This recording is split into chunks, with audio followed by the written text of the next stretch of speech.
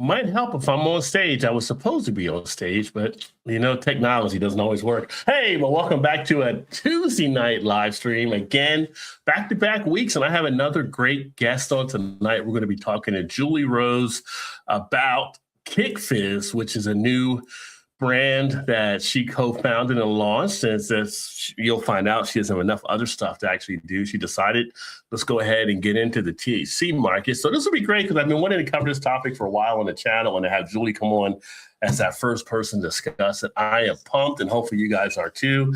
That being said, I'm going to go ahead and bring Julie up, and we'll get started here. Maybe. There we go. Yeah, I think I haven't done this for a while or something. I don't know what's going on tonight. And I had not had a drink yet, so it's kind of crazy. But Julie, great to have you back on again, my friend. Always love having you on and spreading the information you spread and all the good things that you do, of course. So welcome back. How's life out there in Colorado right now? It's good. It's first of all, thank you for having me back. I was just talking about we're connected on a million levels, so it's good to be in close company. It's cold here. It's not as cold as it should be for anybody who lives here or I don't know, visits Colorado. We don't quite have the snow that we should have at this time of year, which makes all of us, I'm a little spoiled with skiing and stuff like that. It makes all of us locals a little sad, but I don't know. Fingers crossed. We're supposed to get some this weekend. We'll see what happens. Well, I think we've got your cold out here on the East Coast, so thanks for shipping that out. Yeah, sorry. I'd rather prefer beverages. So yeah, it's been getting crazy cold. It's like right now we're at 18 degrees. Supposed to go down a little bit more, which we're supposed to possibly have some. They don't even know. They're like possibly some snow, but then maybe not. We'll see how far south. That's like the job. You can just flip a coin and be like, never have to worry about getting fired. I don't know. We'll just go with this call. If it works out, it works out. If it doesn't, what are you going to do? You going to fire me? I don't think you are. So you have to be so bad of a person doing weather to get fired from you.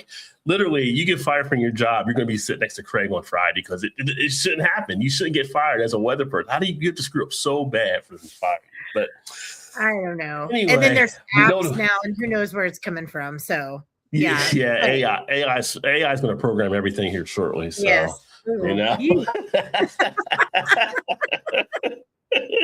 I said, don't get me wrong. You know me. I love technology. I talk about technology all the time. The work that I still do with clients, I actually talk to them a lot about using AI because for small business owners, there's a lot you can do. You just have to be kind of careful, and it's still not there yet. So I don't know. It's a fun time to be alive. Put it that way. Yeah. A lot of stuff, whether you're drinking or you're doing other stuff, is technology is kind of crazy. I feel like I grew up as a Star Trek geek when being younger. I still went to the Star Trek stuff, but I'm waiting for that day when I can just sit in front of a machine and say, make me a Jim Beam old fashioned or something, right? Just like it just the Jetsons where they in the air. Yeah. My husband's waiting for autonomous vehicles. That's his ultimate litmus test of we've made it with technology. He wants to just be driven around automatically. Well, I don't know. They've got some of them rolling out, and some don't know when to stop, and they're running over people, and other ones are getting stuck on train tracks. So I've ridden in one when I was in California last year. I took what are they called? Waymo. The W one, right? Yeah. It's very bizarre. Now I just took it locally, and I didn't take it very far. To me, it drove very cautiously, very safely. There was alerts going on with it. I don't know, but I can't imagine, on a big scale or taking out on the interstate or something like that. Yikes. I don't know. I feel like I would be like Sylvester Stallone in Demolition Man when he's looking around where's the steering wheel? And the car drives itself. I know. I have to go find a muscle car like he did in the movie. Now we're driving. Yeah. Exactly. Yeah. But, listen to, Kick Fizz because, we got to know each other with you doing the Not Your Hobby marketing, big opportunity brought to a lot of the breweries and kind of helping them get their marketing in line and pointing out the do's and the don'ts, all that kind of stuff, which you still are doing a part of, I know, as well. So what got you transpired to say, you know what, I got a little more time. Let's do something different. Let's do something else. It's funny that you say that. So you know me, and I don't BS a lot about stuff. So you'll get like the raw behind the scenes story with it. In fact, there's your sound effect. I'm just going to open product placement. Okay. There you go. I feel like I have to do that on the, but I do drink this almost nightly. So it's okay. Here's the thing. I am still the owner and operator of Not Your Hobby Marketing Solutions. Shameless plug for my consulting gig that I started 7 years ago that still pays my bills. Kick Fizz does not. Hopefully one day. Yeah.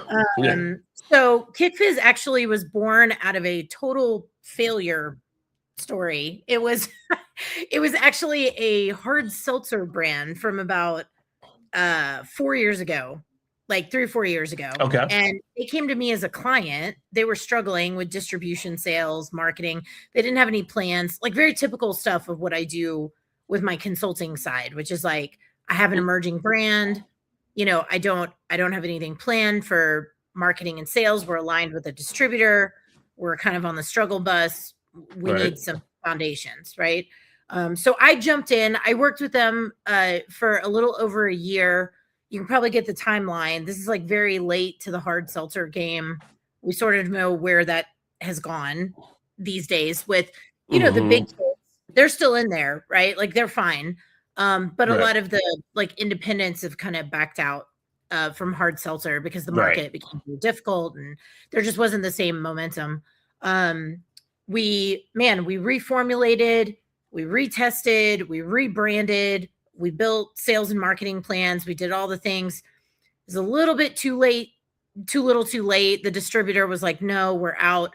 So we shut down everything. Sadly, it's like, okay, we're going to fold it, close the books. About I'd say like 8 or 9 months later, the owner, the backer, the investor of that brand reached out to me and said, I really like the work that we did. I like the work that you did. I like the direction, that was headed. It was just bad timing, wrong place, wrong time, wrong product. What else can we do to like resurrect this thing? And me, I pay attention to market data. And at this time, this was like almost a little over 2 years ago, I kind of saw the writing on the wall of like the uptick of, hemp-derived beverages, of getting into that space. And I thought, well, we have this like cool flavors that would play well with hemp-derived ingredients, right? Let's put some weed in it. That's basically what I said. Was for lack of a better term, I was like, let's just, let's put some cannabis in there and like, let's keep the DBAs and the trademarks and like all the things that we worked like really hard building. So we kept the name Kick Fizz. My cute little mule gal or guy, however you want to go, non-binary mule here. The hard seltzer, the flavors that we had for that were based off of Moscow Mule variations, like different Moscow Mule flavor combinations. And we wanted to keep our little, spirit animal. So we kept the branding in place. We just changed the recipes, changed the formulation. We did some more R&D on flavors. It was, again, it was not on my bingo card to be a partial brand owner. But we get a big opportunity for sweat equity to be part of a company and to build something, that you're passionate about. I was like, I can't say no to that. And to be frank with you, building a brand from zero kind of makes me a better consultant anyways. Because I'm like living the process, like I'm on the struggle bus with like smaller independent producers, that I have to talk the talk of the walk that I do with client partners anyways. So, Sure. they're pretty parallel, honestly. So Yeah. that's our story behind our brand, and here we are today. So, Yeah. hopefully you had a chance to try some. I hope. Yes, I did. I have here, and thank you and Emily for sending it out as well. So, yeah, I'll have one here probably in a second too. But it was funny because I was going to say, you know, what was there an aha moment, but it was more like moment. It's like, No, what do we do with exactly. it? Here's an idea. Yeah. Yeah. I mean, Yeah. we did when we were reformulating the seltzer, we did a lot of R&D work. The product was actually being contract produced at a local craft brewery up in Cleveland, like right outside of Cleveland, Ohio. And so we had a captive audience, like a live audience that we could use in the tap room. So we put up some signage, we advertised like, hey, we're doing like a sample group. There was no like emulsion or anything like in the, you know what I mean? It was really just like flavors to try out. And we gave people, a simple like Google form. We compensated them with some gift cards, and we just asked for their input. Like, hey, we're going to put 10 flavors in front of you. Let us know what you think. We had a good spread of demographics, and we took that data and we kind of ran with it. And we only have 2 SKUs with Kick Fizz. There's, the black cherry vanilla, and we have the lemon berry ice, but those were the 2 winning flavors that we wound up with. And that was something that we were very, very intentional about from the start, because feedback that we got from that, defunct distributor relationship was like, the liquid is not that great. Like finally someone came forward and they were like, branding's great. We love that you have plans. We love that, you know what I mean? That you're like doing the things. Yeah. Right? But to be frank with you, the liquid doesn't taste that great. So, and again, I like to look at the writing on the wall just with like market trends and things that I read and, journalists that write in media and stuff like that. And what I kept seeing over and over and over again is you got to make your liquid taste good. Like it has to taste good. Like it has to be flavor forward, because the market's just too saturated right now with, frankly, a lot of stuff that doesn't taste all that great. So if you're trying to enter that space and you have kind of like, okay flavors, it's gonna be really hard to compete, especially on a national scale. So that was something that we were very adamant about from the beginning. It's like, we're not going to go the 0 sugar, 0 calorie. Like that works for some people and that's great, but we would rather sacrifice a little bit of that to make it taste outstanding or as best as we can. So Sure. Yeah. I mean, not just THC breweries, you got to taste good, right? So you can't just slap craft on it and be like, okay, we're open. Like, no, you gotta put the work and stuff in. And the you yourself, speaking of putting the work in, getting in there and kind of being there from ground zero, I definitely appreciate that there as well. I think that's a good way to do it. It's kind of like when I started doing the beer stuff, I started doing some home brewing as well, because I wanted to get into that function of really knowing behind the scene what it took kind of stuff, which I think is why it does well to accelerate here on the channel when I share a lot of information. It's kind of like, I just had Blue Ox on last week talking about Malt House with knowing malt background and having that great thing. It enhances that conversation even further. Absolutely. So yeah, you got to get in there and get involved. And I tell people, like, you can do something like this and not maybe do everything like that. You can still have a decent channel, but the more you're involved in doing stuff, I think that's more rewarding to the audience, and that's what your people will like to appreciate about the channel. So yeah, I'm all about rolling up the sleeves and getting down and getting to work, so to speak.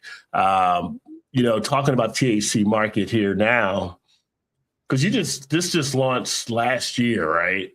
It was we're still babies. Yeah. Okay. Yeah. So right now, because I know we were going to talk about this anyway, but what are there concerns or their thought? I mean, it's got to be, eyes on DC and what they're looking at there, because I know talking to some of the other ones here, we've had, some of the big ones here. Ryan Guys, they launched a thing, I think. Urban Artifact had done stuff with it too. So it's kind of like here in Ohio, they've already started hitting some of the stuff. It's funny, one of the local spots where I get distribution for a lot of stuff, they had a whole almost row just of THC type drinks. And then the governor came down about trying to close it. They started taking stuff off the shelves. Then they got to stay. They put stuff back up there. Well, the second time they put it back up there, everybody kind of just stockpiled. So now they're all going because they sold them all out. But they had they had probably like 60 more days they can still sell it in Ohio. But people were kind of like trying to figure out what to do. And so it's not just here, but with the stuff out of DC, I think the target's like November. I mean, do you guys have like, where's your concerns at right now? Or are you guys part of like teaming up where it's like lobbying going in from the industry into DC? Like, is it a little nerve-wracking at this time for you guys, kind of knowing all this stuff happening? That's an understatement. Yeah. It's kind of a rhetorical question, but I had to put it out there anyway. Well, what's funny is that I'm used to like beer lobbying efforts and like watching the regulatory environment. I'm not going to get on my soapbox about franchise laws. You get like an earful about that, so I'm used to being in that kind of environment. And what's funny is I used to catch myself saying, oh my gosh, like the beer regulatory landscape, like beer, cider, like fermented beverage, whatever it is, right? Like it's crazy with like the stuff changing and stuff like that. I had no idea what I was talking about until I got into the cannabis space. I mean, this is not for the faint of heart. I've also never watched so much C-SPAN in my entire life, which if you've ever watched C-SPAN, it's like riveting entertainment, it's horrendously boring. Also, I'm regretting not minoring in like business law, like, in hindsight, because I feel like I need to learn a different language just to understand exactly what's going on. And the most hectic part is that it keeps changing. So, overview, cannabis is still not federally legal, but the states are allowed to, make their own laws. Right. There's some recent stuff going on with rescheduling, not descheduling, but rescheduling, like substances. Which is funny in itself, because it moved into a 3, but it's still like, okay, it's like, we're going to still shut it down, but we're going to make it the least dangerous, but we're going to still shut it down. And I don't want to put anybody to sleep on the live stream here talking in like legalese. But I think the biggest issue that we're facing is that there's no like federal, like broad strokes, federal regulation, right? So kind of willy-nilly. It's like the Wild West out there. It is. States are trying their best to like figure out like, how do we do this? Is it food? Do we regulate it like food? Is it alcohol? Do we regulate it like alcohol? Do we just like create our own systems? It's sort of been this like state-based like DIY experiment since about 2018 when the Farm Bill came out.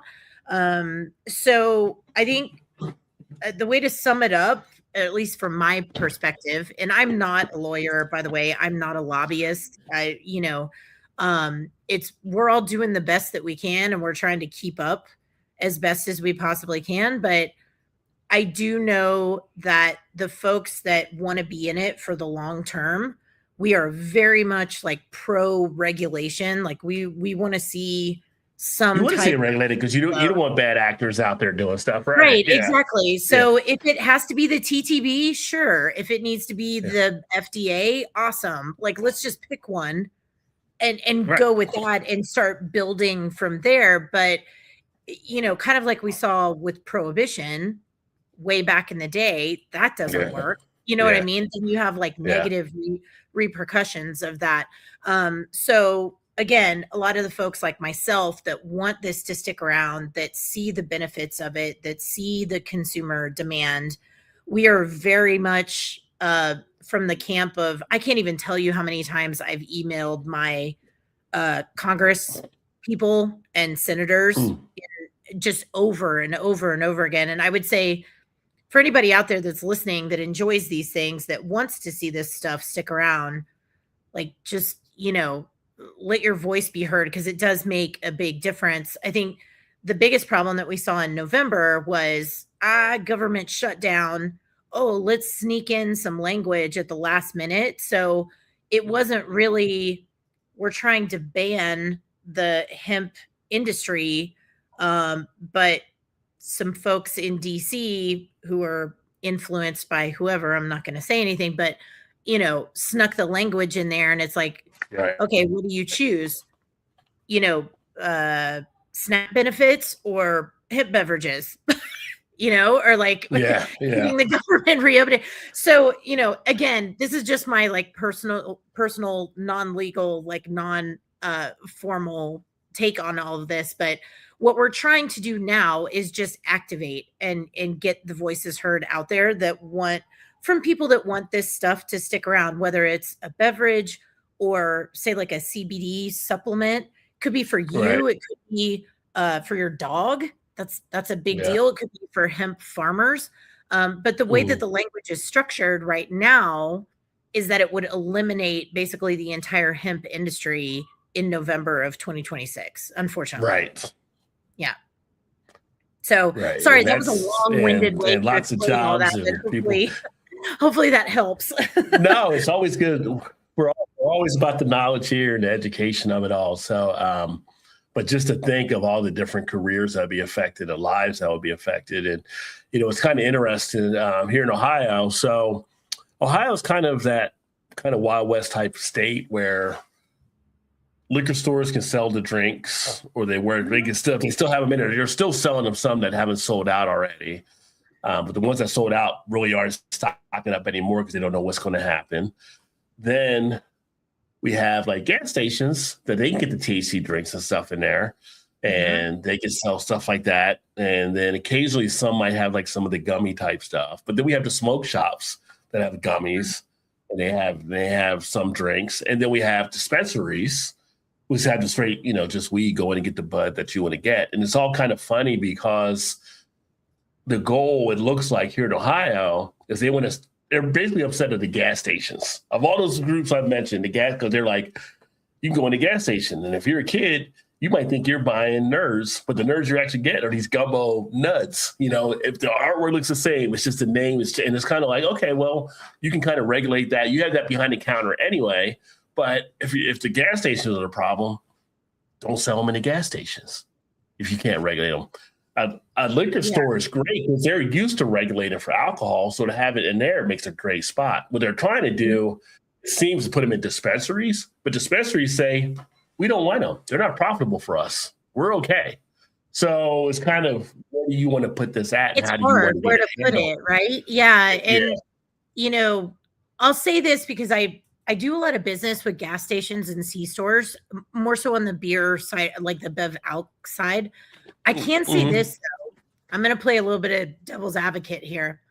Gas stations and C-stores are some of the greatest ID checkers for regulated goods out there. I will say they will rival liquor stores on age gating, and things of that sort, because they're used to it, right? Like you check an ID for, cigarettes or beer or whatever, whatever people are buying that's like restricted goods. Right. So I think it becomes, what can the states do, like the regulatory bodies, to just say like, hey, you got to put this behind the counter. You got to put that, you know what I mean? Like we want to get it to people. I think that's why the like 21 up is so important to a lot of us that are in the space. Cause we're like that, is the system perfect? No. Are people going to always make like fake IDs and stuff like, yeah, like that's going to happen. That's been going on for, decades. Right. But there are, SOPs in place for C-store employees or liquor store employees. Right. So like there's, there's systems for that. So if we can kind of protect it a little bit, hopefully that eliminates the, my 11-year-old walking into like a Circle K or something and buying, whatever it is. nerds when it's not supposed to be there. So Right. I think just having some guidance from the powers that be, whether that, at state level, at federal level, at both, would be a big help, because then there's Yeah. like some guidelines already. I also think that's why a lot of folks are looking to like TTB and the alcohol, because it's sort of again, is it a perfect system? No, but it's a big system and it's a framework already in place. So, making sure like the testing is there and label approvals and age gating and you know what I mean? All Right. the things that we kind of take for granted because we're in the beer industry and we don't really think about those things right off the bat all the time. But it would help create some nice safeguards, to at least try Yeah. to make it a safer space for everybody involved. So hopefully that helps a little bit. I don't know. I'm not like a C-store expert or, I obviously don't have anything to do with politics, but from my understanding, I just watch Law and Order every week. No. That's at least my perspective from like a supplier. Like we're willing to go we're willing to pay for extra certifications. Like we're willing to use DEA certified labs. We're willing to show people our test results. Like all of us are like, we're in. Like we want to, like, let's do this. Like, but give us the framework. Like, give us something to work with. Yeah, definitely. And to say hello to Vanessa in the house as well. Cheers, Vanessa. Says, I never sleep on Rod streams. Well, that's what I always appreciate about you. And she said a perfectly good explanation. Thank you as well when you broke it down there. Yeah, it's just like the gas station, and I have a gas station here where we moved back to Cincinnati. It's local. I mean, I found out, which is always crazy because, if you've never seen the video I put out, I talk about Ohio gas stations and the beer selection you can find in them that are better than some beer stores, and like the guy, sure. the one around my corner here, they have like 500 different craft beers in this little BP state. I mean, you walk in and you just walk in like a little BP type thing, but on the side they got over 500 craft beer. But you walk in there, like I was literally went in and I picked up like the Boulevard Neapolitan Barrel Age series they came out with. And people were like, I cannot believe you got that at a gas station because they couldn't find them at certain liquor stores, right? And I go in there and they got like the Bourbon County and the Big Bad Baptist and just like just this little podunk like gas station. It's just like, so it's kind of cool when you have that kind of place around. But with the THC, what I did notice when I went there, that is like not behind the counter, which like you had mentioned there. So it's kind of like out on the display thing in the front. So you walk in and if you go straight, like the beer cooler here, but they have like a display thing here. And then they have a row in front of the cooler with some of the beers that aren't in the cooler. But you'll see THC stuff on the shelves. You see TH stuffs in front of the register. Now, obviously, if you're going to buy it, they're going to ID you. But I think that's some of the concern that was brought up. Like if a kid comes in and the kid happens to just grab that and maybe throws it in his backpack, like, because it's not guarded, you know what I'm saying? Like if you go into the smoke shop, everything's in the glass case or behind the counter. So I think that's so I'm like, well, if you guys just did the right stuff to protect things the way they need to be, then maybe the government would have to come down as much. But that's what I think some of these officials are seeing in some spots. Like a kid walks in, kid sees something over there. Obviously, he can't buy it, but if it's out in the open, they may come by, snatch it or whatever. And you know, what are you going to do? Because you can't do like if it was a liquor store, the kid couldn't go into the liquor store and do that because the kid couldn't go in by himself. Right. But at a gas station, they could.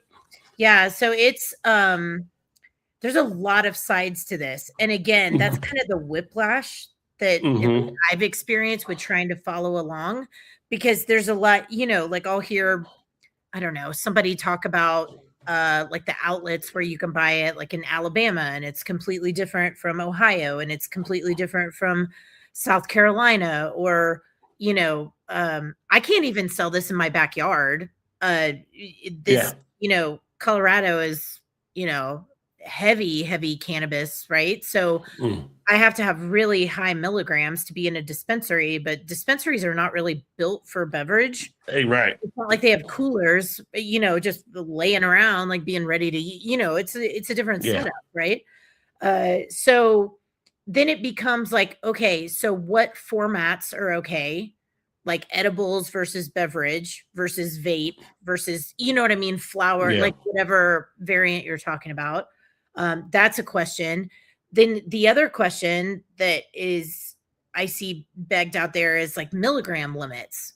Do we limit what can be sold at a gas station or what can be put in a dispenser? You know what I mean? So there's different debates about that too. It's like, you know, the kid with the backpack at the gas station, could they grab a 40 and put it in their backpack and just run out the door? Yeah, they can technically, you know, of like malt liquor, right?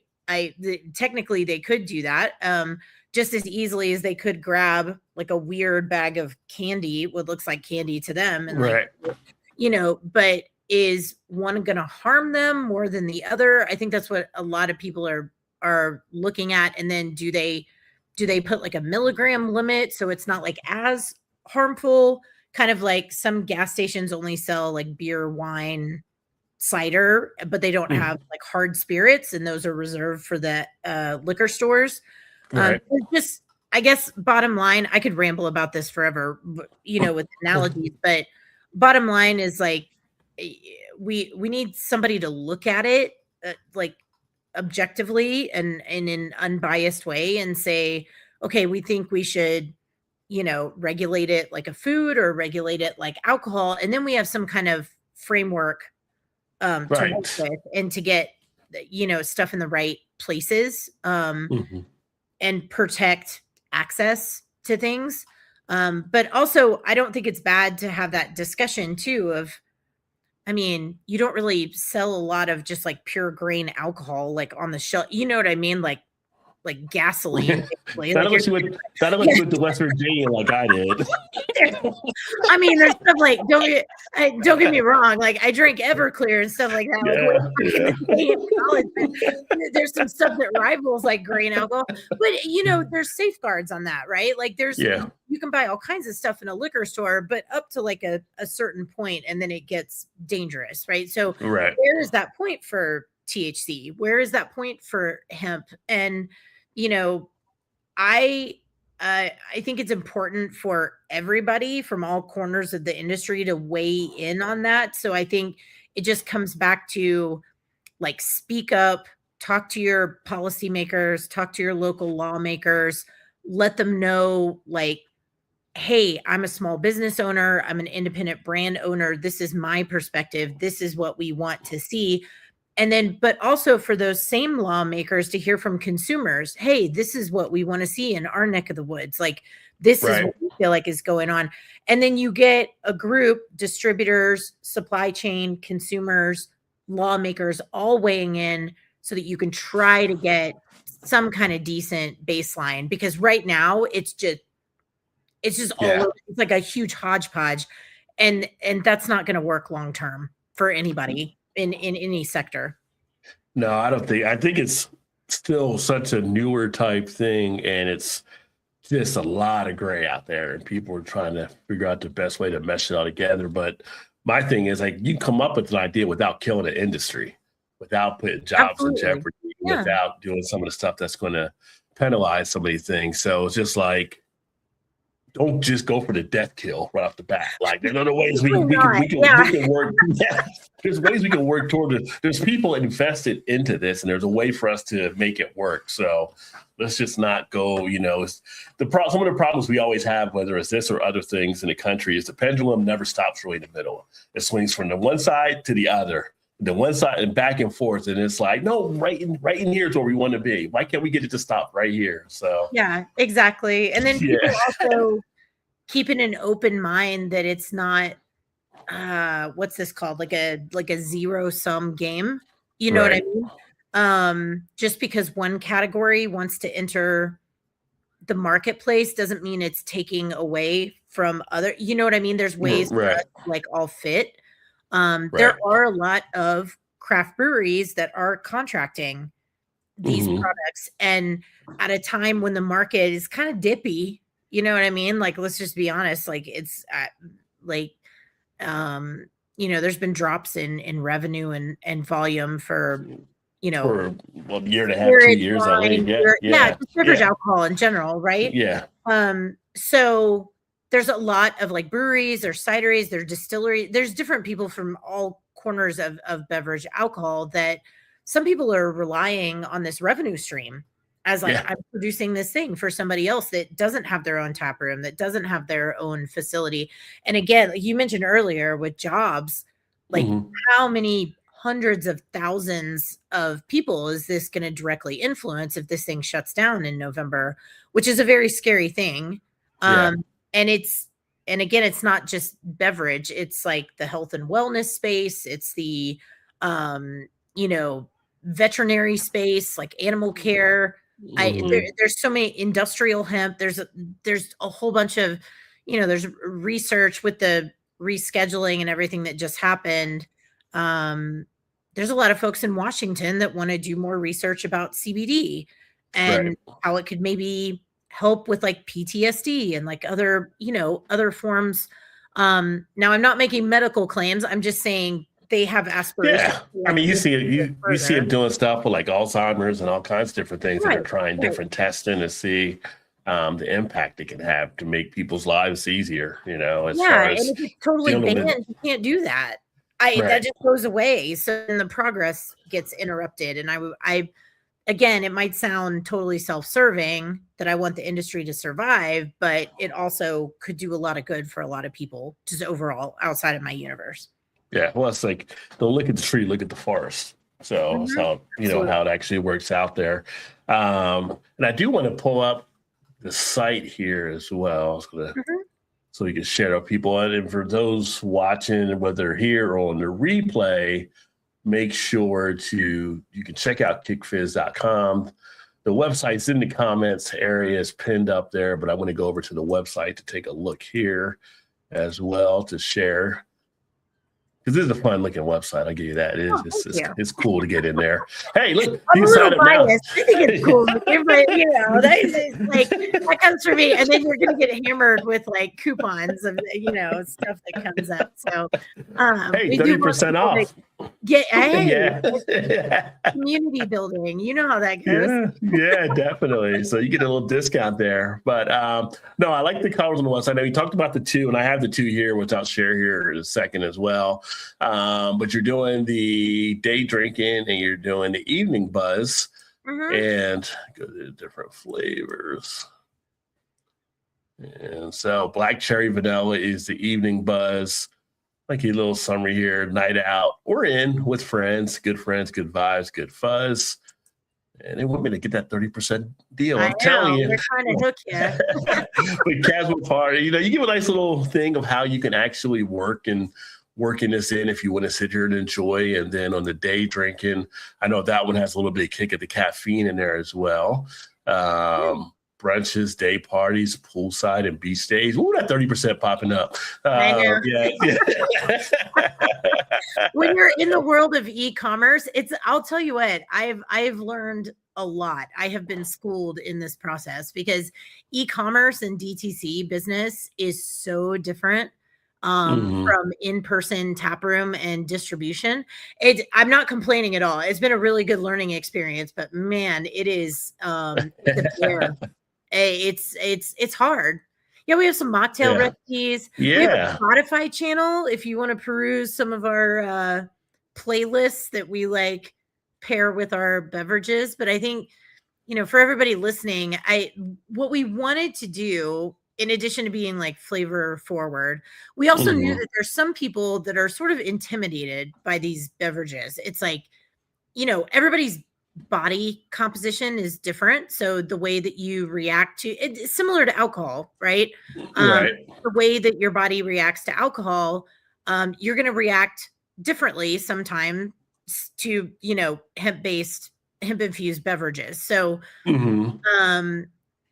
we're proud of our medals, by the way. Don't just take my word for it that like the flavor is. We've actually won quite a few medals as well. We've entered quite a few competitions.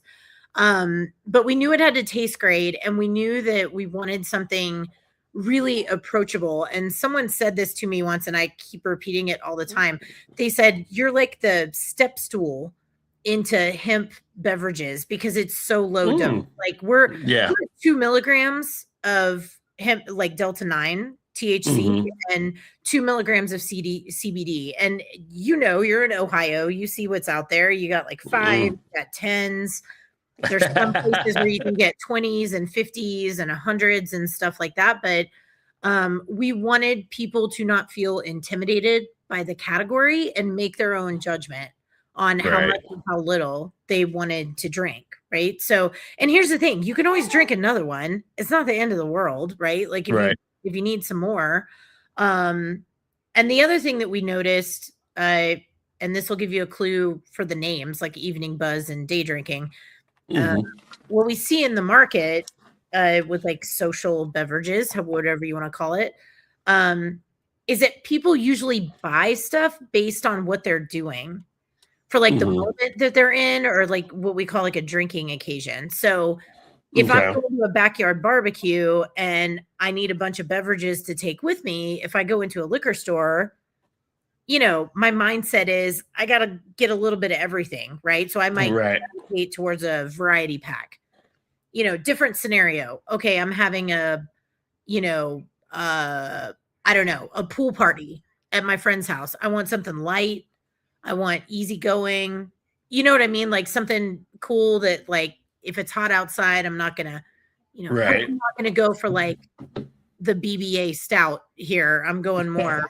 You know what I mean? Like a little bit more. I'm not trying to put anybody in a corner with styles. I'm saying generally people they purchase beverages for whatever it is they're doing. So we thought, well, instead of putting a style on there or putting the flavor as the focus, why don't we put the drinking occasion on there? So like if you want to treat during the day, you go for the day drinking. If you're winding down at the end of the night or you're having a little get together with your friends in the evening, you go for the evening buzz.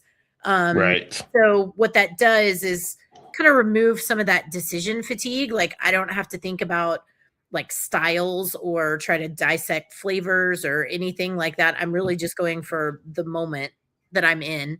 And I'll give you a secret. There's more to come. It's not just day and night that we're working with here. We have like plans for other occasions. Yeah, it doesn't just. We just wanted to keep it easy at the beginning. It's like you got day drinking, you got nighttime stuff. We'll go from build from there. Yeah. I thought y'all might have been Kid Cutie fans with day and night. I know, right? I should probably work that into a playlist. You should. But really, it's the whole, I guess you could say, shtick of the brand is that we want to match people like where they are. Right. If they're at a pool party, we want to match a pool party. If they're having a barbecue, we match with a barbecue. If they're having a game night at their house, we want to match with a game night. So just different scenarios that you can find yourself in for a drinking occasion. And we want to have a flavor that matches up well with whatever that thing is. In this case, daytime, we went with something fun and bright and citrusy. It's like a mixed berry lemonade. Nighttime, a little bit more sultry, relaxing, something a little bit more robust. So we went with I'll be honest with you, I am not a cherry person at all. Like if you give me a choice of flavors of whatever it is that I'm drinking or eating, cherry will not be my go-to flavor at all. And when we were doing R&D on these things, son of a gun, when we were testing, I was like, the black cherry vanilla is really good. So, it was hard. I hate to admit it. It's become my go-to. Nothing wrong with the day drinking. That one's awesome as well, especially for like mocktails and stuff like that. But really, it made me a believer in the black cherry flavor profile, because sometimes it can go like medicinal. That's right. We see that with beers where you get that medicinal pickup usually with the cherry sometimes. Yeah. And it's a little complicated. If you get it right though, it's delicious. It's fantastic. Well, I think it's kind of like me and coconut. I would hate coconut on any given by itself type thing, but when I get coconut in imperial stout, I'm okay with it. So it always works for me. Yeah. So go figure. I think it's the vanilla balance. You got like tart and then like smooth in there at the same time. And it's I don't know, kind of reminds me of cream soda a little bit, like a black cherry cream soda, if that makes sense. It's like kind of reminiscent. And, the day drinking, when I say a mixed berry lemonade, it's not quite it doesn't have as big of a bite as like a traditional lemonade. I would say if you've ever had, those like Italian sodas that you can get at like Whole Foods or Trader Joe's, or, it's like in a like the fancy bottle. It's like a fruited Italian soda. It's kind of like that. It's very similar. So lightly carbonated, very like juicy, but not, it's not going to blow out your palate. Yeah.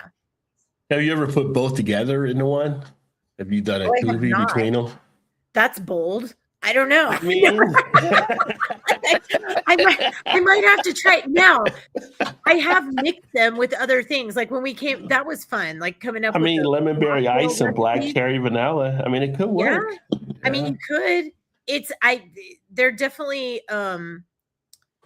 I wouldn't be opposed to trying that. I don't know if that, but they definitely play well with others. If that helps, they're very. I don't know. Malleable flavors just in general. For like to mix in with other stuff. I mean the mocktail page looked great for a lot of different stuff you could do with it with the different recipes. So and I would say not that I'm giving anybody dietary guidelines or anything, but something like the black cherry vanilla over like a scoop of vanilla ice cream makes like a little nice adult like float, so to speak. Kind of fun. And then if you're like a Arnold Palmer fan, put the day drinking with like half and half with some iced tea, some good stuff. So you can play with it, put some good ideas out there. Be creative. Why not? So with the drink itself, because it is one of this is I think the lowest dosage I've seen. Most likely any of the ones out there. Yeah. I was trying to think if Cycling Frog might be 3 or something, but I think you guys are lower than what they actually do on theirs even. They might be 5. I think they're 5. There's very few 2s out there among us. There's a few 3s. I think like you said, Cycling Frog, Climbing Kites. I believe they have a 3 milligram. I think Can, like CANN, the double N. I think they have a 3 milligram as well. But spoiler alert, we have a 5 milligram coming out next month. Okay. Stepping it up. One more step up on the step stool. All right, there we go. Giving people options. And they're the same flavors. So it's not like you're going to miss out on it. There's not going to be any FOMO. You just choose your own adventure if you want to go low or if you want to go a little higher. Well, the good thing is, like you said, being at the 2 gives you a chance to introduce everyone here how to Kick Fizz. Start off slow. Sip and work. Everyone's kick is a little different or is different. And then it's kick it up a notch for step 2. Finish a can to hit your desired kick. And then step 3, kick back and enjoy until you feel kick ass. So there you go. A lot of kicking going on right there. We stay on brand. You can say that. So that's, again, not that we're issuing any type of official consumption, rules or anything like that, right? But what we do like to tell people is that if you aren't familiar with this category, if you've never tried a cannabis beverage, a hemp-infused beverage, anything with THC in it or CBD, I know it's a can, and most people don't immediately think like, they think they have to like chug the whole thing. You don't have to. Like refrigerate it, chill it to your own preference. I'd say maybe drink like half the can, a quarter of a can to half the can, and then just hang out for a bit, like 15, 20 minutes. Just marinate with it. See how you feel. If you think you need more, go for it. If you don't, just leave it, come back tomorrow. To be honest with you, ours is so lightly carbonated. You're not going to lose a lot I'm not recommending like keep it in the fridge overnight all the time open, but if you go a night and you go to the next night, it's not the end of the world. So But what we find with the 2 milligram, like the low dose, a lot of people will drink 1 can and find that that's like their sweet spot. Some people that want a little bit more, they'll do 2 cans, and then go from there. So, but the point is that, if you're new to this space, don't like rush it. Don't rush into it. Don't go overboard because you're probably going to have a bad experience, and that's not fun for anybody. Like right out of the gate, you know what I mean? Like that's not great. Yeah. Like everybody has like a bad edible story, of like the first time that you like ate something and it's like, Everybody knows the person that finished the bag because they kept saying they couldn't feel anything. You're like, well, just sit there for 30 minutes. Yeah, I didn't wait long enough. So yeah, I really am. I'm serious. You kind of have to, your first go round, like do a little planning ahead. Like, okay, I'm gonna start with this. I'm gonna chill out for a little bit. If you feel comfortable, move forward. If not, take a breather. But it's customizable. You don't have to drink like your neighbor does. You don't have to drink like your cousin does.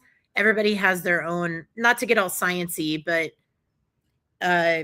the things in our body that process cannabinoids is different. It's based on your DNA. It's based on genetics. Right. Like there's like a million things, right? It's a kind of similar with like your alcohol tolerance, height, weight, how much you had to eat, how much water you drank, there's like a million things, right? So if you treat it the same way, you'll be fine, right? No reason to be scared of the category. You just have to understand, my husband is like 100 milligram beverage guy where I'm like a 2 or a 5. Yeah.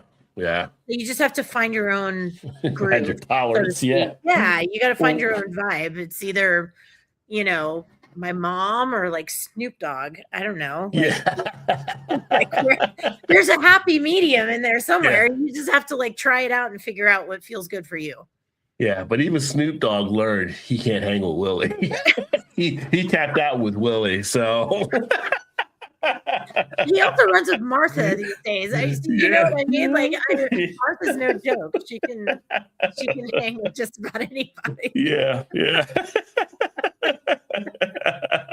I feel like she has some things happening we don't know about there too, but she's an enigma, man. That woman. Yeah.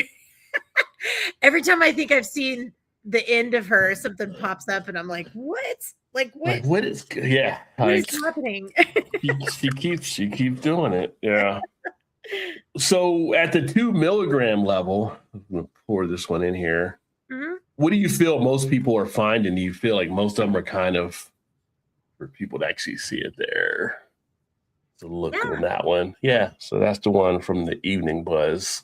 But do you find that most people, they feel like they hit, they just get like a chill feel? I mean, because you mentioned like here in Ohio, we have the cans up to 100, like we can get on drinks. And then we have the gummies that go higher than that even. So it's kind of like, and they tell you in the bag, if you get a gummy, maybe try a quarter of it at first. And, everybody tries to measure stuff out. You don't pop the whole thing in if you're not used to it. And believe me, you can find out the hard way when you wake up 2 days later. Maybe I should have cut that thing in half or something. Like right. Maybe the best sleep of your life, but then you slept for 18 hours or something. It's a good sleep. Yeah. No, it's, anytime you're dealing with like an intoxicating substance, it's always good to like start very cautiously, obviously. But a lot of people that, buy our products, what they usually tell us are, and this is just an example, they'll say things like, well, due to, I don't know, my age or like some kind, something else, I had to cut back. I used to like to have, I don't know, like a couple glasses of wine or a couple of beers, like after work, and sort of wind down, that just like very chill state, like very relaxed. Right. And here they'll say, well, I don't know, I'm not like substituting it out completely, but maybe instead of a couple of, alcoholic beverages, I mix in a couple of hemp-infused beverages and I have like 1 can or 2 cans. I think there's no exact struggling for the words here. There's no like equivalent, you know what I mean? Like scientifically, where you can kind of judge like, oh, you could swap this out, or I do this instead of that. A lot of people are just adding it into the mix, because what we're finding now is that there's craft beer drinkers, but they also drink cocktails. And then sometimes they also drink RTDs. And then sometimes they also drink NA. And they're weaving this into sort of their social drinking schedule, or their, relaxation routine that they have. I would say what you can kind of expect, without using any like derogatory terms to like freak people out, is just a very like relaxed, sort of euphoric feeling. So you get like a lift, you're sort of lifted. Your brain slows down a little bit. You stop doing the to-do list in your head, watch a show, turn on Netflix, whatever it is. Like, you're just very sort of mellow. A lot of people use the word chill or calm, or grounded, do I think one can of a 2 milligram hemp beverage is going to make you feel like you're floating off the couch? Probably not. Right. Maybe for some people, I don't know. I don't want to make any specific claims on that, because I don't have the place to do that. But, I would say that's something that you could expect. Like, you have a couple beers, you kind of feel the same way. I don't know. Right. Yeah. The goal with the 2 milligram, honestly, is to make sure that you aren't like crashed out, like in the couch. You know what I mean? Like, just like, like, that it gives you a good like entry point.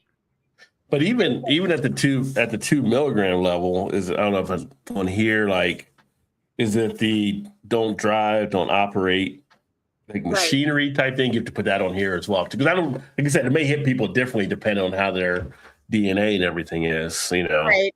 And in that sense, it is very similar to like the warning labels that you would see on like liquor or spirits or an RTD, which is, don't operate machinery. The pregnancy warnings, the breastfeeding warnings, obviously nobody under 21, drink responsibly. You know what I mean? Just some typical like warning labels. I think the one that you'll see most commonly on hemp beverages is like, this has not been, backed by the FDA in any way. It is federally legal at, 0.3% dry weight, all those kind of things, those hoops that we kind of have to go through so that we can be as compliant as possible. Because I know a lot of people don't read the fine print on labels, and we also have nutritional labels. If you notice, like, I don't know if you notice that, but like we almost treat it. It's all the 45 calories and the so you 13 can see sodium in there. Yeah, it's pretty. And I think transparency is really, really vital. Honestly, there you go. Yeah. You can see what's in there. A lot of people ask it. I get this question all the time: is whether or not we use stevia or any type of like chemical sweetener, and we do not. Yeah. We use agave nectar, which is pretty nice. Awesome. Okay. Yeah, it's got a nice little balance to it. So, we tested different versions of sweeteners. We knew that we didn't want to skip that part of it. We felt like a natural sweetness tasted better overall. Sometimes with the artificial sweeteners, you get that like, and I'm going to say the wrong sensory word, so feel free to like correct me, but like a cloying sort of, that's the best way I can describe it. Sort of like a almost borderline medicinal sort of aftertaste, or at least that's what my palate would get with things like stevia or like a medicine appeal comes out of it, or like something like chemical-y feel, right? So we tried stevia and some other artificial sweeteners, and we were not fans. And so we just said, you know what? We'll take the hit on the calories. We'd rather have the flavor. I think the agave works well. I mean, honestly, drinking this is like drinking liquid candy. So I would take that as a compliment. Yeah, it is. I think relating it back to a beer, the delirium tremens. Whenever I drink that, it's like drinking red licorice. And this is like drinking basically a type of not really heavily tart, but kind of like a sweet tart type feel, where you kind of have that liquid candy just in play. I mean, it's very easy to drink the whole can. I mean, I poured it into a glass here so people could see it, but that's good. That's a good thing. And the carbonation level is perfect on it because it's not over carbonated, but it's just enough to give you a little bit of that bubbly in there. Like you can put orange juice in here and have that with this as a mix or something like that too, and drop a strawberry in there, kind of like a Kick Fizzosa or something. You can kind of come up with something with it. I know we encourage people to play with it because we want that. I don't know. Drinking should be fun, right? Like this is supposed to be. That's how I always learn it. So have fun with it. I think we were pretty conscious about the carbonation level too. Like that's on purpose. That was not an accident because we saw a lot of like THC seltzers like flooding the marketplace, and we didn't want to be another.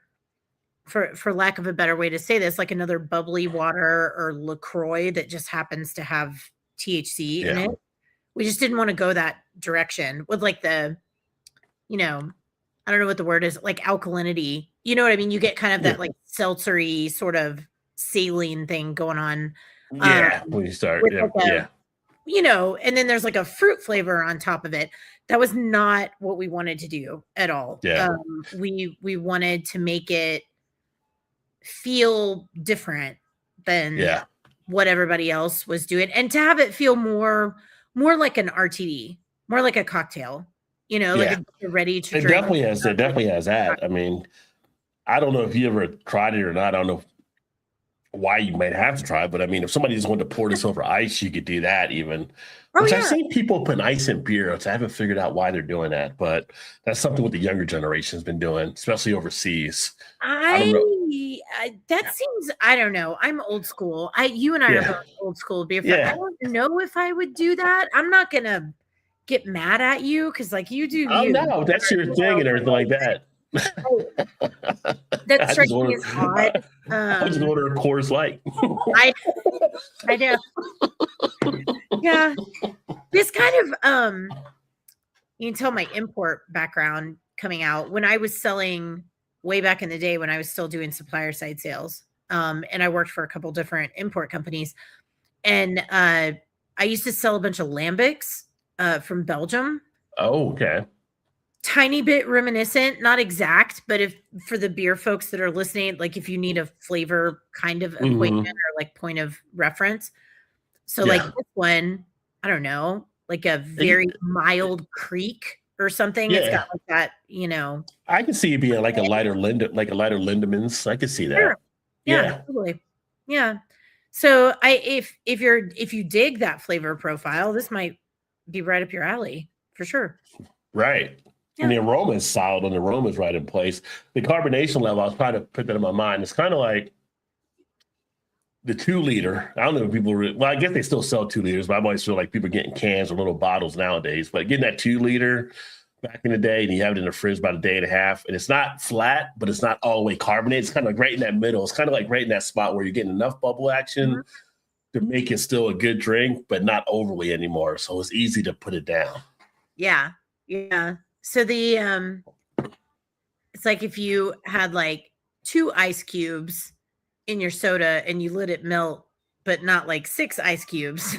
Right. What is like too much? We went too far.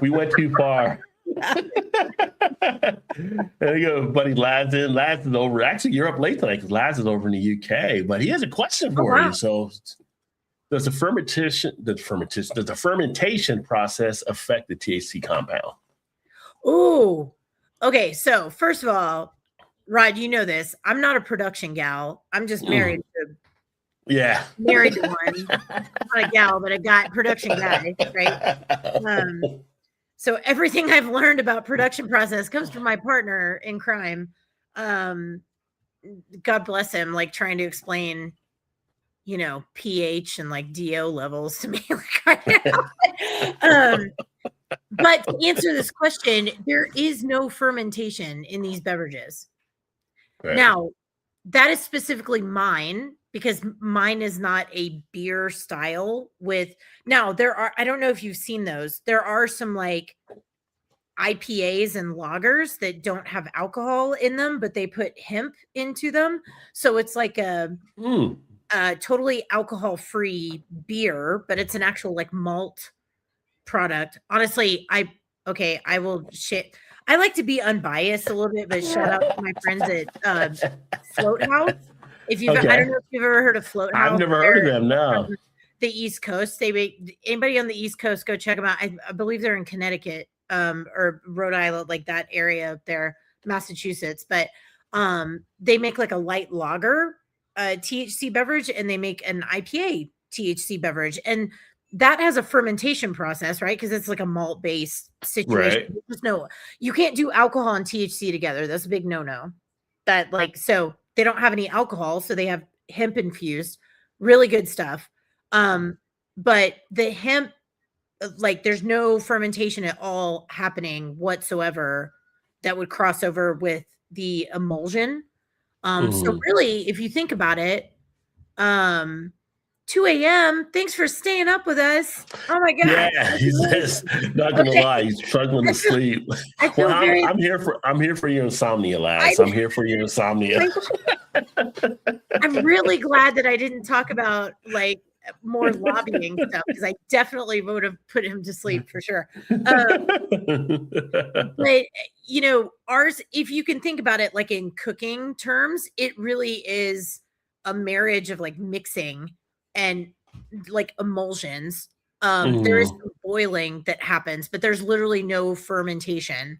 You know, because we're not trying to create alcohol. So you're not like it. Hopefully that makes sense.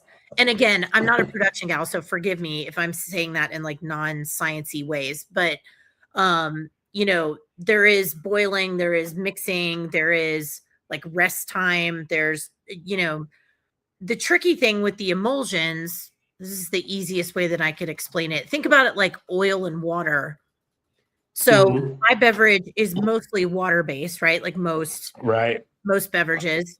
The tricky part with THC, CBD emulsions is that it does not want to hang out with the water, like at all. Like it doesn't, like it's angry. Like it'll just, you know, try to get away as quickly as possible. So then it comes down to, okay, how can we break it down? Sometimes you'll see terms that say like nano emulsions.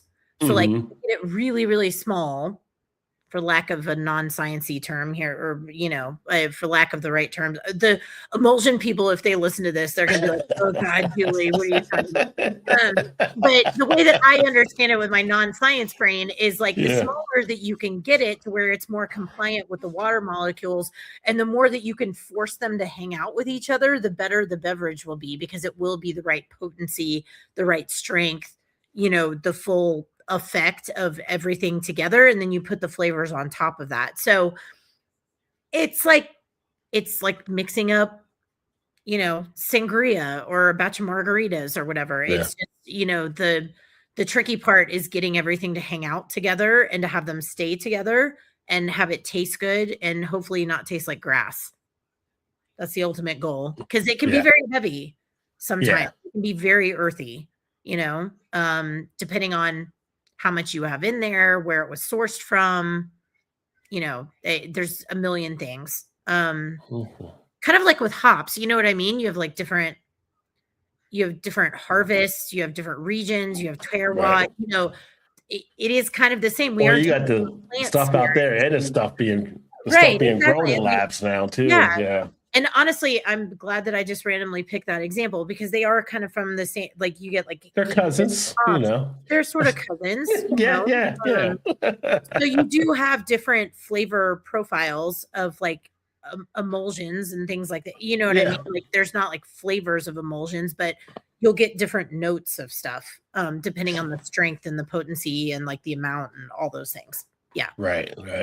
Yeah. And maybe I will start the insomnia line, because just Disco's here now. He's also overseas. So he said, same here, I think, talking about he couldn't sleep as well. So well, they can listen to me ramble with my non-scientific vocabulary about what I think I know that I'm talking about, right? But you know, the thing is, it goes back to like what we were talking about at the beginning of the conversation. Mm-hmm. I've learned a lot through this whole process. Like, I just thought I knew beverage as an Mm-hmm. industry. I have been schooled so many times entering this category, and I still know that there's a lot to learn, like a lot, and I'm excited Yeah. about it. It's kind of like when you first get into like sensory stuff with beer or like Cicerone Mm-hmm. or judging or whatever. Like, it's a lot. It's a Yeah. lot to learn, but it's cool. It's pretty cool, honestly. Yeah, Yeah. it is, I can imagine. And one thing there, Laz said, which was funny to a point, because okay, just get high, so not drunk. Which the funny thing is with the THC drinks, a lot of people do like the fact they can get their little buzz, whatever they're going for, and not wake up with a hangover next day. You know, if they just want to do most of the time. Now, granted, I talked about earlier here, we have 100 milligram plus.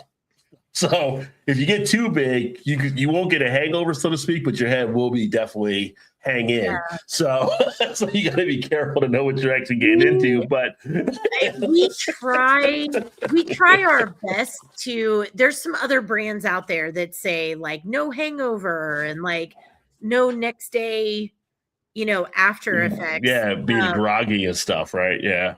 Yeah, to be honest with you, we quit using that language like a while back because what we would hear from people is that there are some folks out there that do have a very low time, not 100 milligram, but that have like a lower potency, right? Like, like we're gonna feel the effects from a 2 milligram like very quickly. And who knows? They might be groggy the next day. They might have a headache. I don't know. Like, it's, to be honest with you. I mean, you get like the 2 milligram, they may have something genetically that may trigger something that could have them being groggy. They wouldn't even aware of, right? So it's like the folks out there that don't have the right like compounds in their livers to break down. Like, that doesn't mean that, I know like my older sister does not drink pretty much at all. She just found out she has no tolerance. It's like instant alcohol poisoning. Like, she wound up in the hospital a whole bunch of times. And genetically, that's just the way it is. That's just the way her body is, right? So we don't ever like to make any claims like you're not going to have a hangover, you're going to feel fine, like the next day is awesome, because that's not necessarily true for everybody. For a lot of people, sure, you'll be fine. Never.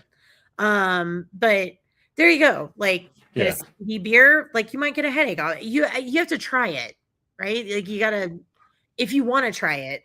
Otherwise, you can just not buy it.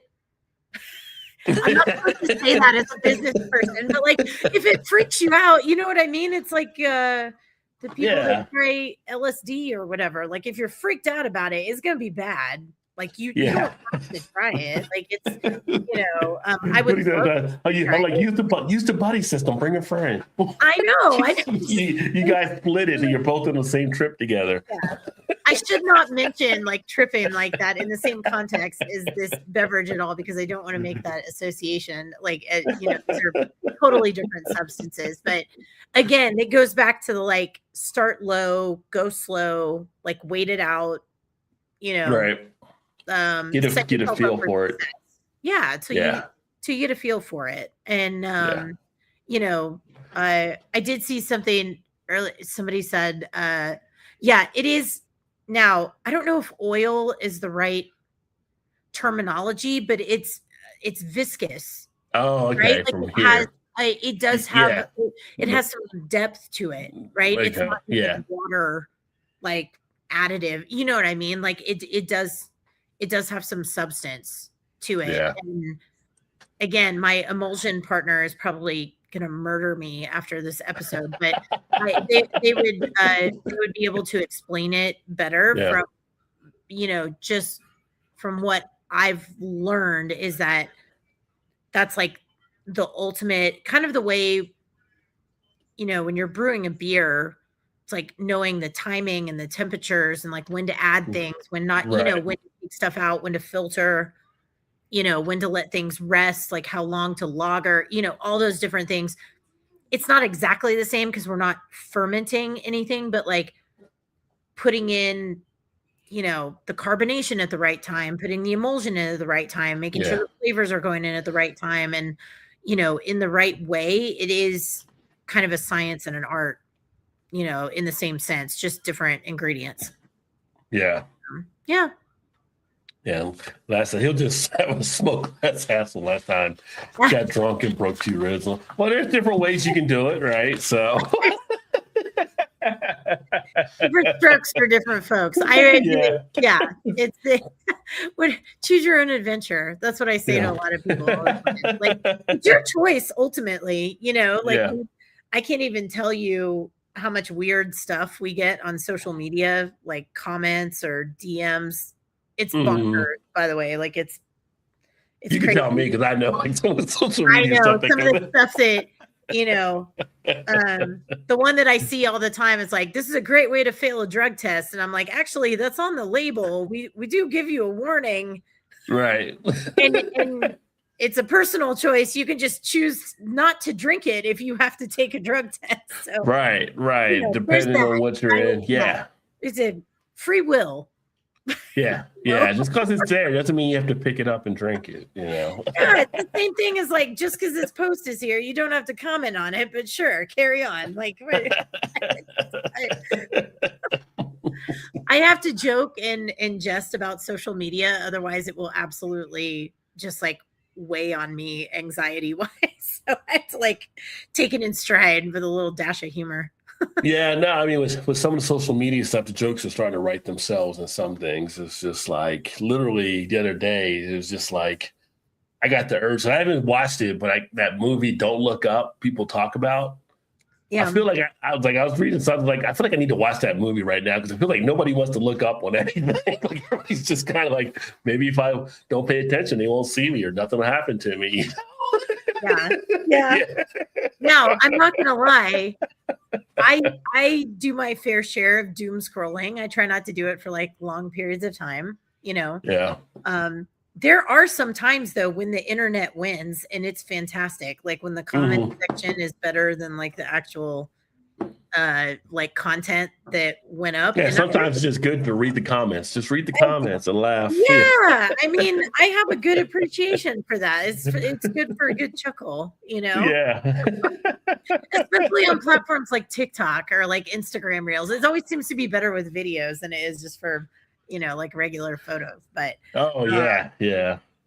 The different things that we actually see out there. But getting into it now, what has surprised you the most with being in the THC market now? Like, as far as, was it just the consumer response? Was it just the excitement of something new? Like you said, kind of really now even thought you knew the stuff in beverage. Now you find out more stuff that you have to ingrain that you didn't know before possibly. And just like, what's the big thing as far as, like, really surprised you the most, I guess? Honestly, it's the breakneck regulatory stuff that really just, like, I thought I knew the regulatory environment. I had no idea what I mean, and I knew that it was going to be challenging. But the speed at which things happen at the state level is just, like, it's a lot. It's like getting hit by a truck on a daily basis. Like, and again, if you aren't, like, a formally trained legal counsel, it is very hard to understand. So, that was a big surprise. The other thing, I would say this is, like, less of a surprise, but I didn't realize how time consuming and how much, like, eggshell walking I was going to have to do with the marketing piece. I'm used to marketing, me. I'm used to marketing regulated goods, but that's alcohol. That's a little bit, I mean, that's federally legal. We're talking about, like, you can buy alcohol anyway. You know what I mean? Like, state laws change a little bit, right? But it's not a, like, controlled substance. And verbiage matters quite a bit. I have I feel like a walking thesaurus sometimes when it comes to, like, how do I explain this without getting banned on the internet. Like how do I communicate to people exactly what it is and try to be transparent as best as I can with my marketing and without getting like shadow banned or kicked off a platform or penalized or now being in the regulated goods space, I'm used to like my page doesn't get recommended as often as others. It's because I have age restrictions. You know what I mean? Like there's for the Facebook page. Yeah, well, it's also like Instagram and it's also TikTok and YouTube. So Instagram and TikTok, you run into stuff with there too, or I run into stuff all over the place. Facebook's been big lately. I know. Yeah, Google. If you want to do like Google advertising or like SEO or Google My Business, like those typical tools that you would use kind of to market or promote like a beer brand, a cider brand, spirits, whatever it is. With alcohol, it's already kind of restricted anyways, but with this, it's like on a whole new level. Like it is restricted, like really, really. So you have to get really creative with your marketing, bigger ad spend, bigger budgets. You have to have backups for backups for backups. I have burner accounts. I'm not going to tell you what they are, but those are like, if I lose everything, I can go to this one. There's a plan B, there's a plan C, there's a plan D. So that was something that I was used to having backup plans for if something went sideways with marketing. I was not used to having this many backup plans, if that makes sense. Right. Well, because there's so much that's not known or that's changing. It definitely causes for more outcomes you have to prepare for. That might be possible situations, Yeah. And you have to learn to be very nimble, because these regulations are changing so quickly. It's like, you order like 20 pallets of cans that have like this, what I'm pointing to just random stuff, like a certain symbol on it that say is required for, and again, I'm just making this up, the state of Ohio, but then you turn around the next day and a different symbol is required for the state of Florida. So now you have 20 pallets of bright cans that you're sitting on that are totally non-compliant in a different state. So you have to figure out, like, how do I navigate this? How do I try to like predict the future of like, what should I put on my label? What needs to be on, like, verbiage, symbols, warnings? Can I have cartoons? Can I have animals? Can I have fruit? Can I have a person? Can it have a drink on it? There's all these different things to navigate. So that's been very challenging. And I guess you could call that a surprise. I mean, I knew it was going to be a challenge, but it's very, very hard to navigate. Well, I mean, even looking at the evening buzz, right? So I don't see personally anything, wrong with it. Obviously, I think it's great design, but you can see where some politicians might be like, oh, those colors are too bright. That's going to draw the eyes of kids, right? Like, you never know what somebody's going to throw out there from some back room, like it's that old Obama thing. Like, who is that? Who's that back there? Who's that talking? Like, someone throws something out there and it's just like, dude, like, nobody's going to even think that way. But then you put it out there and now people start thinking that way or something. So it's like, you've always got to be prepared for curveballs that might come your way in some direction. And again, and again, that goes back to the please give us some guardrails to go off of, and we will comply with that. Like, if you don't want me to have bright colors, just tell me not to have bright colors, and we will do that. But because there's nobody in there, no one, whatever it is, group, organization, whatever, there's no like guiding principle yet to say like, no, you can't have pink. Or no, you can't have baby blue, or what, you can't have a cherry on the front of it. And until we get that, it's kind of like, what do we, we're sort of flying blind here. Sometimes people in the category will start to kind of like split hairs with like, well, alcohol does this and food does this, but and you can point fingers and stuff like that, whatever.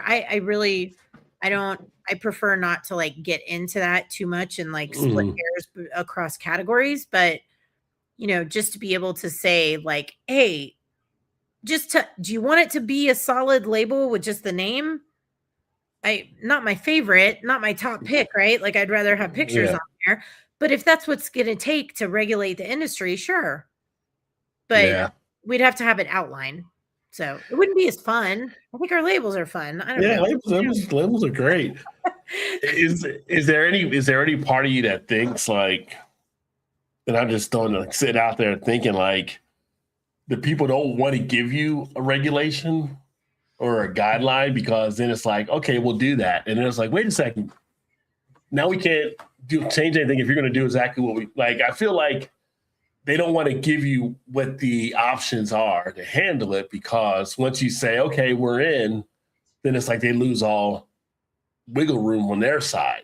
So it's kind of like maybe they're kind of like they don't want to put that option out there because they know you guys are going to do it. They know that, okay, the industry's on board. Yeah, we'll do it this way. We'll regulate it. We'll put them through this distribution point. We'll make label like this. We'll put this label on it.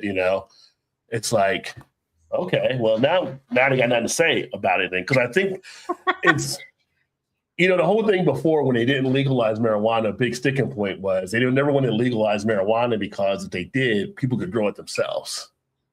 And they wouldn't know how to tax it. And so I feel like they're trying to keep some type of control out there, not realizing there's not really anything you have to try to control. It's a regulatory business now. We're making stuff just like you make beer or spirit. We just need to know how to actually do that. Nobody's going to sit at home trying to make a THC drink themselves. They're going to go out and buy it. I mean, I don't know, maybe years down the line, there might be THC home brewers like we do with beer, but most people are going to go out and get it at a location, just like they do with spirits.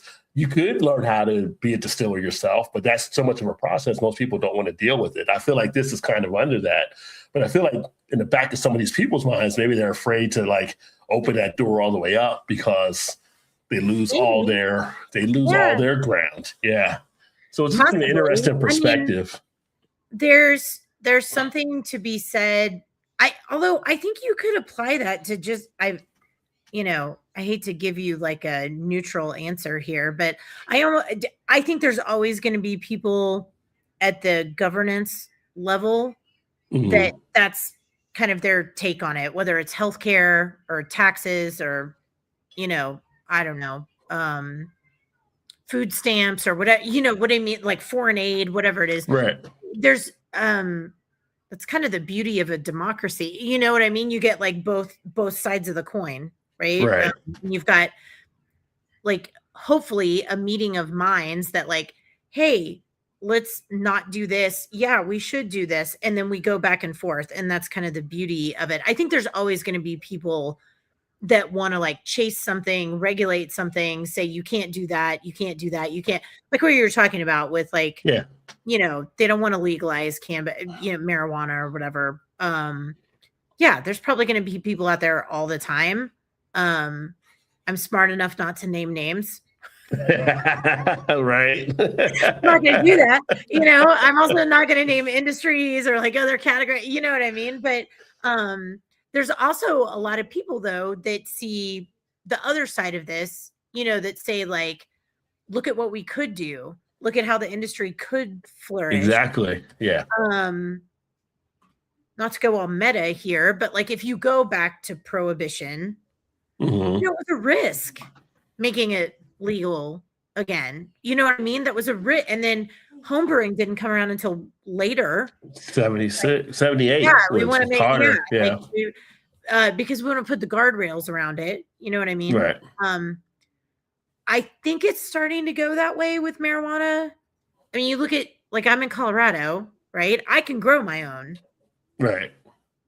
Am I equipped to be making an infused beverage? No, that is very hard to do and requires a lot of expensive equipment and processes and things need to be tested and all that kind of stuff. But I would imagine, I don't know. I mean, maybe that's the root of like homebrewing and moonshining and stuff like that. You know what I mean? Like you have to start somewhere, right? So But it does need guardrails to protect people, like the normal person out there. So I do know Colorado kind of prides itself on being like a model state of like how to get that done, how to tax it, how to put limitations and guardrails and stuff, and then still allow people, free use of things. It's marijuana. We also have,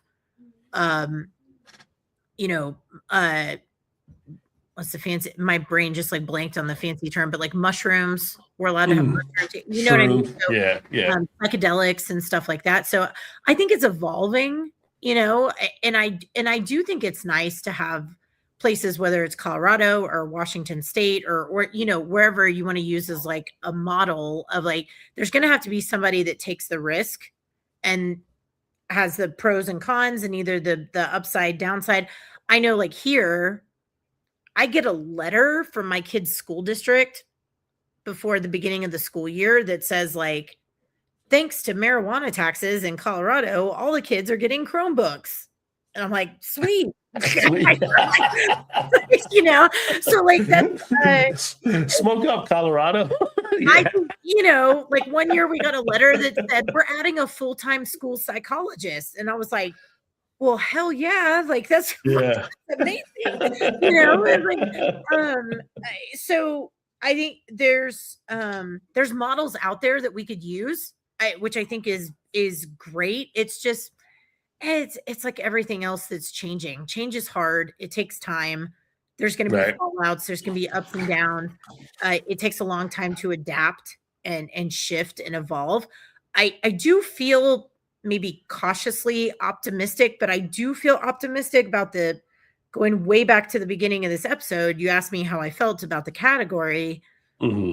I do feel like there's a lot of really great like players in the space that are stepping up and saying, yes, like we will do this your way. We will follow the rules. Like just give us the playbook.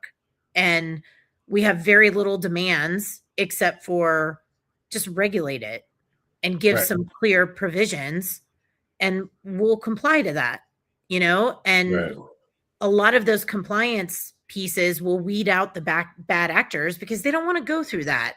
They don't want to do all the testing. They don't want to do all the certifications. They don't want to do the age limits and stuff like that because it affects their cash flow. But I do see a lot of like positive influence from people in the category of us like coming together as a unit and all sort of voicing the same thing, which I think is a good thing for progress. Yeah. I think that all comes together in a positive way to show, a combined group effort that you want to get this done the right way. And hopefully it falls on sane minds and open ears that can have a discussion and come up with a way I hope to kind of get this other stuff off the table. Like, even like the beer industry, it was like last year, they were calling for some regulation on it too. And the way it first came across, it was kind of like pot calling the kettle black. But in the end, it's kind of like people do want to have it regulated. I don't know if it was as good for the industry when they went kind of talking about it. I remember reading like LinkedIn and some other spots about them kind of coming out, kind of just spokes like, we need to have that regulated just like we're regulated type thing. The way it kind of came out was like more of a sour apples type play, but at the end of the day, it's kind of like, I don't know if they should have been one to kind of do that. They should have had maybe somebody from the THC industry with them kind of doing it together or something, or let them, because it just kind of, it looked bad at first, but in the end, everybody kind of wants the same thing. Yeah, I think so. And I think, and this is just my personal opinion, but I think the reason why a lot of people in the category will say things like, well, just chunk us in with alcohol or chunk us into the FDA and treat it like food. It's because those systems have been around for like a long time. So that's like an existing structure that you can kind of just fold into. It's really hard to start from zero and like reinvent the wheel. You know what I mean? So like, okay, let's just look to a system that's already kind of set up, but maybe just tweak it a little bit for a new category or a new innovation. And And not that we're happy with it, not that the FDA is perfect and not that TTB is perfect, by any means, Right. but it's an existing structure that would be a little bit of a easier transition for a lot of us Right. to kind of assimilate into, regardless of where it goes. Right. And also with it being newer, as I think about, you look at it versus beer. Beer's had numerous years of testing behind it, right? So they know that a beer coming out at a 5% ABV for most people is going to be at a set level, right? Or a 4.5 or a 4 to doing like a Bud or something. Like they already have those kind of guidelines to kind of know. And then it's like, okay, anything above 8% needs to go over here. Or some states say nothing above 12, like Georgia used to be. I think Georgia still might be like nothing more than 12% or so, right? Mm-hmm. So there's different ways. But with THC drinks, they're like, well, I don't know if the 2 is as bad as the 5, or if the 5 is the 25, or should it be something that the 50 doesn't need to be or not. So there's like just a wide range of the different levels. So I think that's part of it too, kind of what is the average consumer? What's the okay level? Is it just 5 or below? And then maybe you have that type scenario, and then you start getting kind of how we do the imperial stuff with beers, like Utopias can't be sold in like 13 states, right, at 30% ABV. So you got to kind of figure out how to do that with THC possibly as well. Yeah, and it's a good question to ask. Do I have the answer? Absolutely not. But if you think about it this way, you're never going to get to that answer if you totally ban it.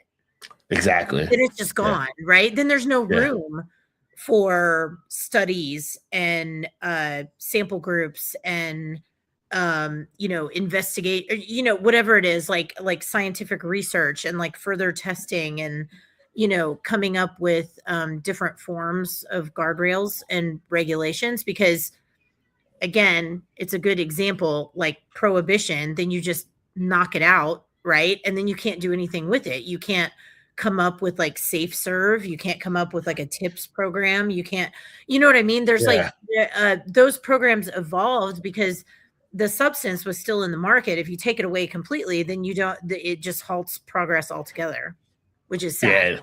So, and even when prohibition, it never really got rid of it. It just drove it underground. And then you had other unsafe measures that came out. People were making the bathtub gin and stuff like that. Or you had, the mob running stuff up through Canada, with Capone and all of them. And so it's never really went away. It just gets pushed underground.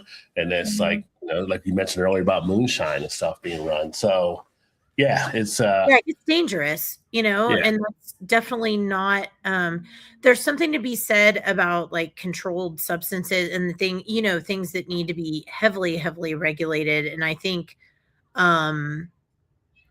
we've come a long way from like reefer madness, like all it, like that movie and all that. There's been quite a bit of research. I don't even know if any other generation outside of ours knows that movie anymore. But I know, right? Everybody's gonna have to go look it up now. But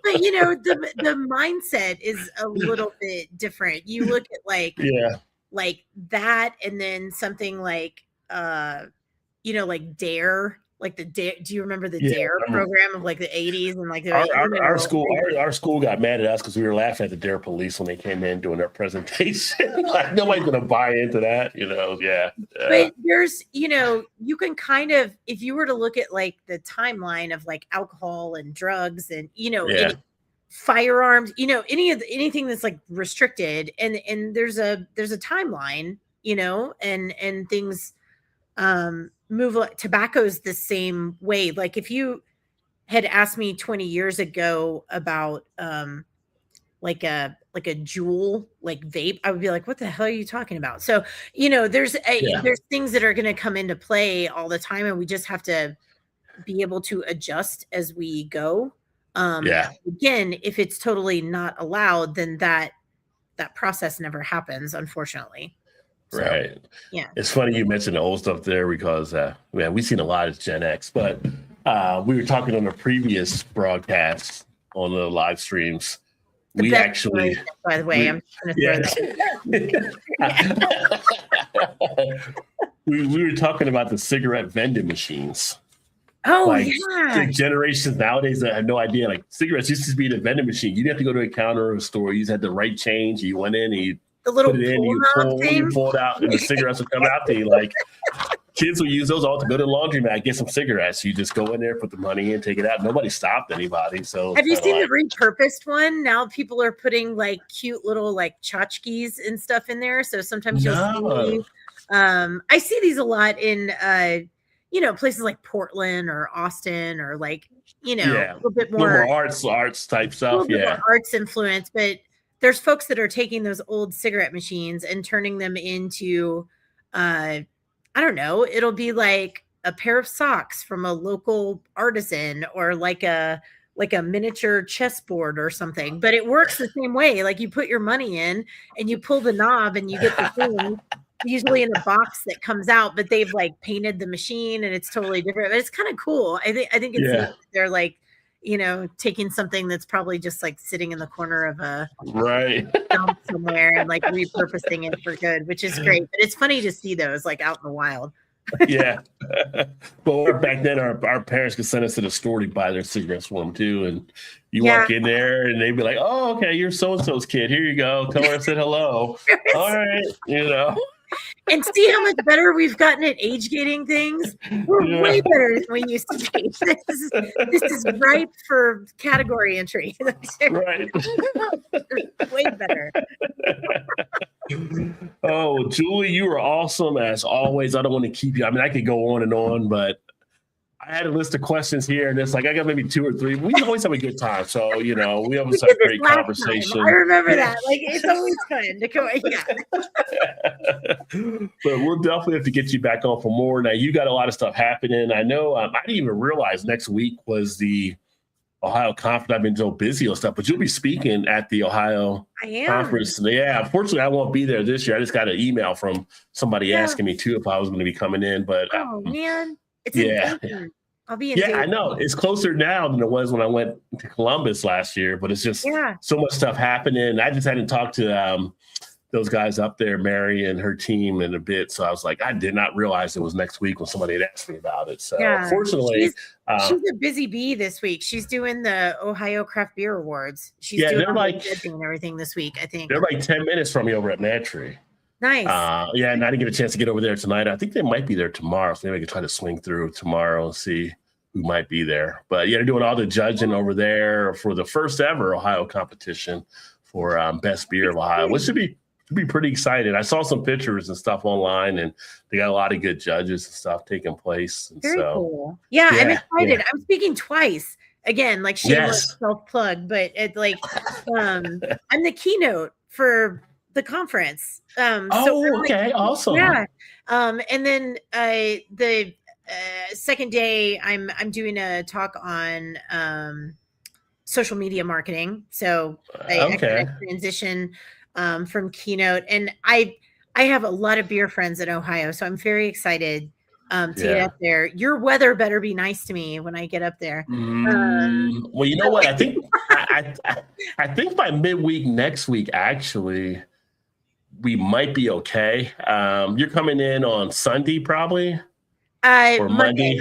Yeah, So Sunday, I think it's supposed to be possibly Saturday. Snow flurry or Sunday, not really sure, but nothing heavy. But I think the weather starts to break because I think by like towards the Tuesday or Wednesday of next week, we're like in the mid 40s or something possibly, which is great for where we're at here compared to what it usually is. Like I said, today right now it's 18 degrees. So you don't want to be here for that. And there was a wind chill. It's probably even lower at this point, but yeah, it's all right. Yeah. I tell people, so, I didn't talk about myself like personally too much. I grew up in Texas, so most people think like I can't handle the cold. I hated the heat so much. I don't know how that got into my bones.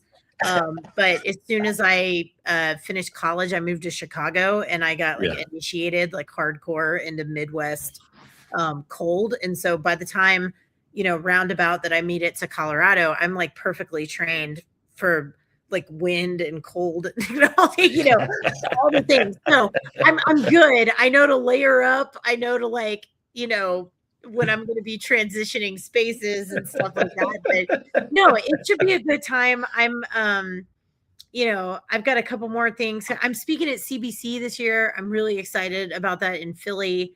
Yeah. So That'll be awesome. Really get to see you there. That should be awesome.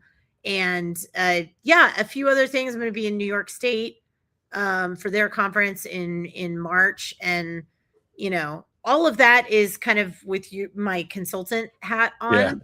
Yeah. And in February, I go to the Wine and Spirits Wholesalers Association trade show, and that's with my supplier hat on. So there's another surprise for you.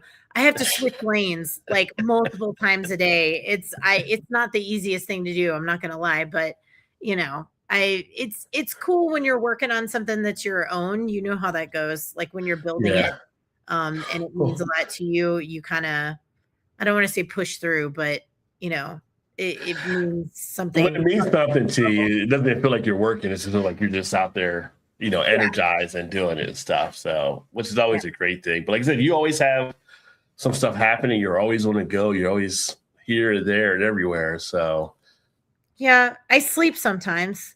Just no, I'm kidding. I covet my sleep. I now have teenagers, which means I'm out of baby phase. They sleep on their own. I sleep like a log, man. I'm a sleep advocate. Yeah, and now they can make their own breakfast, not coming and asking you. We're also super fun to travel with now. Yeah, it's awesome. Like we're, also, they're beer kids. It's like sensory. They're into food. They're into like tasting stuff. We let them, like sample things. We talk about flavor profiles. It's pretty fun, honestly. Yeah, that's kind of cool. Yeah. Yeah. And pretty soon they'll be designated drivers for you too. Let's just say. Bonus. That's the bonus point there. I've had friends when their kids at that age, hey, you can come pick me up from the bar now. Yeah. If I go out at all, that's another thing. No, that's what comes with getting on. I'm like, I'm not going to stay, I'm going to call it a night at like 9. Right. I got to be home in time for, whatever show, because get there and relax and go to sleep. So Exactly. Well, thank you for having me on again. I really appreciate it. And it's cool to kind of have like this dichotomy, whereas before I was speaking to you as like strictly consultant, talking about marketing and all that kind of stuff. And now to come back and I got my supplier hat on, my brand hat on. Yeah, no, it's awesome to talk and see all the great stuff you're doing. And then this will be up on the channel. So when you're talking to people and you're mentioning Kick Fizz next week, tell them they can check out the video and how we covered the stuff here too. So I will. Spread the word. Yeah. And again, for those of you, if you haven't got a chance and you are interested in finding out more, go to the website, which is the kickfizz.com. Inside scoop, if you missed it earlier, 30% off on your first order. So at least when that's popping up. We have a fun little email community. Like, it's fun because I'm the one that writes all of them and you're using my emails. I try to make it fun. Again, we send out like playlists. We have mocktail recipes. We give people alerts about like where we're going to be, the events coming up, things going on. If you do want to get involved and like speak up and say like, please don't ban these things, we give out information of like how to find your local lawmakers and like talk to them, like what to send to them and things of that sort. And if you use the contact form, it goes straight to me.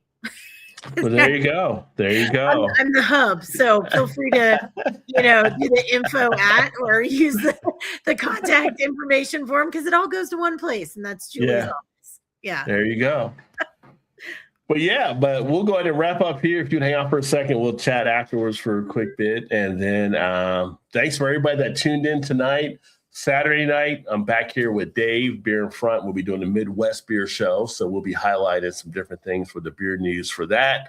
But as always, love you guys spending some time here, whether you're watching here on YouTube, whether you're watching live, watching a replay, listening back on the podcast, wherever you're actually supporting the channel, the live streams, the shows. Really appreciate you.